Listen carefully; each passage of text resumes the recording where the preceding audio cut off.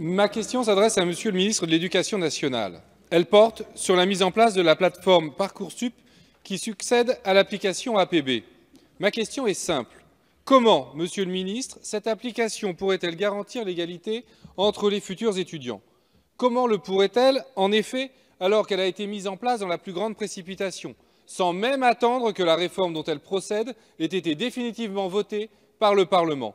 Comment cette plateforme pourrait-elle garantir l'égalité entre les étudiants, puisque désormais le diplôme national du baccalauréat n'est plus le ticket d'entrée dans l'enseignement supérieur?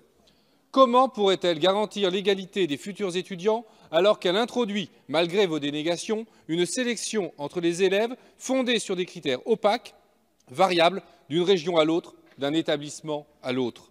Comment pourrait-elle garantir l'égalité entre les étudiants alors que ces critères de sélection ne seront pas tant académiques que psychologiques ou sociaux? Alors que l'enseignement supérieur est un droit dont doivent pouvoir jouir les jeunes citoyens sans autre condition que l'obtention du baccalauréat, Parcoursup demande aux candidats une lettre de motivation, un projet d'études dont ni vous ni moi n'aurions peut-être été capables en notre temps.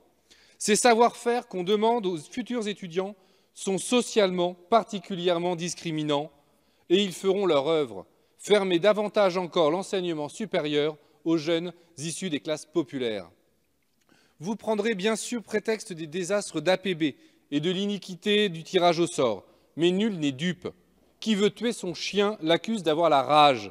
Les libéraux voulaient la peau de l'université comme service public, ils en ont organisé la ruine. Alors que l'accroissement de la population imposait que l'université ouvrit des places, les investissements ont été refusés. Alors que notre pays n'a que sa matière grise, ces choix délibérés grèvent notre capacité à faire face aux défis de l'avenir et portent atteinte à la promesse républicaine d'égalité entre les citoyens. Devant ces faits, Monsieur le ministre, prétendrez-vous que Parcoursup garantira l'égalité entre les futurs étudiants? Monsieur le ministre, vous avez la parole.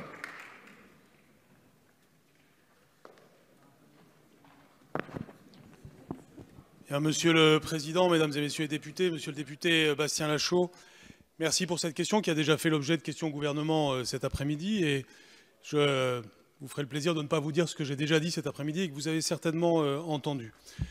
D'abord, vous me ferez l'honneur de reconnaître que je suis moi-même un professeur des universités et que, bien entendu, je ne peux pas accepter, ne serait-ce que le soupçon, qu'il y ait l'idée dans ce gouvernement ou de la part de la ministre de l'Enseignement supérieur ou de moi-même, d'aller à l'encontre de l'intérêt des universités et du service public des universités.